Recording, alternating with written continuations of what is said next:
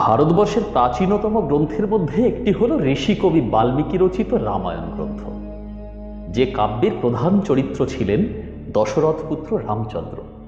তবে এই ভিডিওতে রামায়ণ গ্রন্থ কার লেখা বা ওই কাব্যের প্রধান চরিত্রই বা কে ছিলেন তা বলার জন্য কিন্তু আসেনি।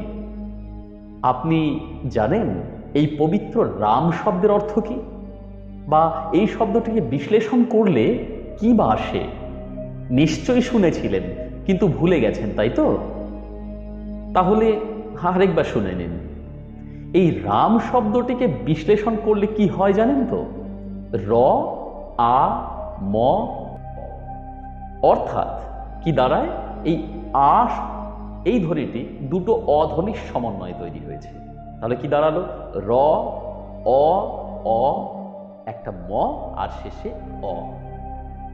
এবার মজার বিষয়, প্রখ্যাত সংস্কৃত ব্যাকরণবিদ পাণিনি তার ব্যাকরণের সূত্র অনুসারে বলেছেন, যদি কোনো শব্দের মধ্যে একটি র ধ্বনি থাকে আর তার আগে এবং পরে অ এসে বসে, তখন কি হয় জানেন?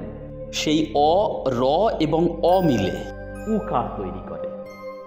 এটা কিন্তু আমি বলছি না, প্রখ্যাত ব্যাকরণবিদ পাণিনি এই কথা বলছেন। অর্থাৎ অ, র এবং অ এই তিনটি বর্ণ মিলে তৈরি করে হর্ষ উকার। এবার দেখুন তো ব্যাপারটা কি দাঁড়ালো। এই রাম শব্দটিকে আপনি দুবার যদি পাশাপাশি উচ্চারণ করেন, তাহলে দেখুন মাঝখানে একটি অ, র আর অ আসছে, অর্থাৎ হয়ে গেল উ, তারপর অ ম, অর্থাৎ ওম, অর্থাৎ ওম, অর্থাৎ ওঙ্কার ধ্বনি।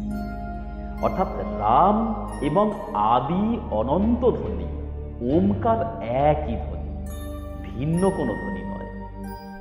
রাম নামের মধ্যেই ওঙ্কার ধ্বনি লুকিয়ে আছে। রাম মন্ত্রকেই তারক ব্রহ্ম নামও বলা হয়ে থাকে। তাই ঋষিদের উপলব্ধি, রাম ধ্বনি মনন করলে মোক্ষ লাভ হতে পারে।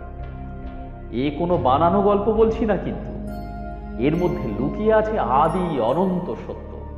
পাণিনির অষ্টাধ্যায়ীটা একটু খুলে দেখুন না, নিশ্চয়ই পাবেন। এবার বুঝতে পারছেন তো রাম নামের মহিমা, কেন এই শব্দ ভারতের কোণে কোণে আদি অনন্তকাল ধরে গুঞ্জিত হয়ে চলেছে। তাই আপনিও কমেন্ট বক্সে কিন্তু শ্রীরাম লিখতে ভুলবেন না। আর সাবস্ক্রাইব না করা থাকলে সাবস্ক্রাইব করে বেল বাটনটি অন করে রাখুন, অনুরোধ করছি আপনাকে। ভালো থাকবেন।